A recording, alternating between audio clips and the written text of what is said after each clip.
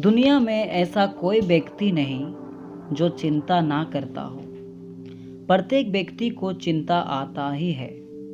चिंता एक बहुत बड़ा वचन है जो सीधा दिमाग में असर करता है। चिंताएं मनुष्य को गलत रास्ते पर ले जाता है। चिंता जब मनुष्य में आता है तब मनुष्य उल्टा पलटा काम करने लगता है।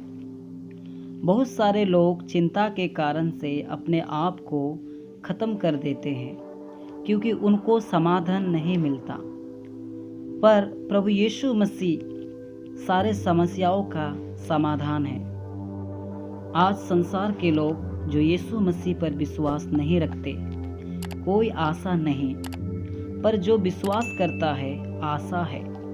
हमारे पास आशा है, हमारा प्रभु है, क्योंकि हम उस पर विश्वास करते हैं। फिलिपियो 4:6-7 में लिखा हुआ है, किसी भी बात की चिंता मत करो, परंतु हर एक बात में तुम्हारे निवेदन और प्रार्थना और विनती के द्वारा धन्यवाद के साथ परमेश्वर के सम्मुख उपस्थित किए जाए। तब परमेश्वर की शांति जो समझ से परे है तुम्हारे हृदय और तुम्हारे विचारों को मसीह यीशु में सुरक्षित रखेगी। वचन क्या कह रहा है? किसी भी बात की चिंता मत करो। किसी भी बात की चिंता मत करो। तो चिंता ना करे तो क्या करें? निवेदन और प्रार्थना और विनती के द्वारा परमेश्वर के सम्मुख उपस्थित किए जाए। इसका मतलब हमारे जीवन में जो भी चिंताएं हैं, सारी चिंताओं को प्रभु से प्रार्थना, निवेदन, विनती के द्वारा धन्यवाद के साथ प्रभु के पास सौंपना है या रखना है। अपने सारी चिंताओं को प्रार्थना के द्वारा प्रभु को बताना है। सारी चिंताओं को प्रभु को दे देना है और यह विश्वास करके प्रभु को धन्यवाद देना है कि प्रभु हमें छुटकारा देगा। प्रभु यीशु कहता है कि अपने प्राण के लिए चिंता ना करना कि हम क्या खाएंगे और क्या पिएंगे, और ना अपने शरीर के लिए कि क्या पहनेंगे। क्या प्राण भोजन से और शरीर वस्त्र से बढ़कर नहीं? आकाश के पक्षियों को देखो, वे ना बोते हैं, ना काटते हैं और ना खत्तों में बटोरते हैं, फिर भी तुम्हारा स्वर्गीय पिता उनको खिलाता है। क्या तुम उनसे अधिक मूल्य नहीं रखते? तुम कौन है जो चिंता करके अपनी आयु में एक घड़ी भी बढ़ा सकता है?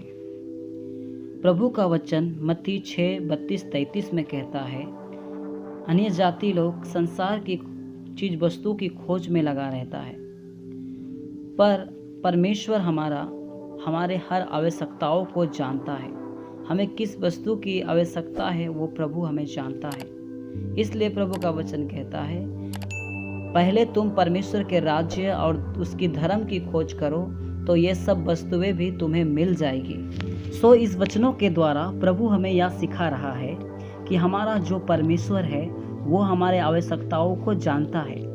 पतरस की पुस्तक में लिखा हुआ है 5:6-7 में, अपनी सारी चिंता उसी पर डाल दो क्योंकि उसको तुम्हारा ध्यान है। सो इस तरह से प्रभु यीशु हमारे चिंताओं के विषय में कहता है और उसका वचन पर हमें विश्वास करना है, भरोसा रखना है, क्योंकि उसका वचन सामर्थी है।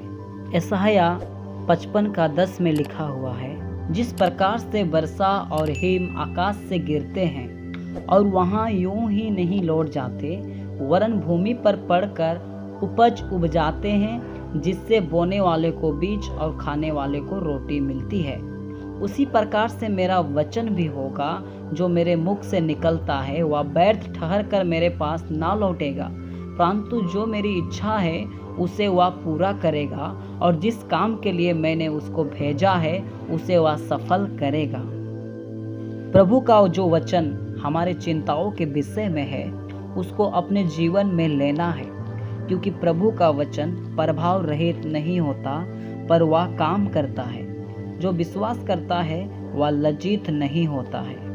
मरकुस 11 का 23-24 में प्रभु यीशु मसीह कहता है, मैं तुमसे सच कहता हूँ कि जो कोई इस पहाड़ से कहे तू उखड़ जा और समुद्र में जा पड़ और अपने मन में संदेह ना करे वरन प्रतीति कर ले कि जो कहता हूँ वह हो जाएगा, तो उसके लिए वही होगा।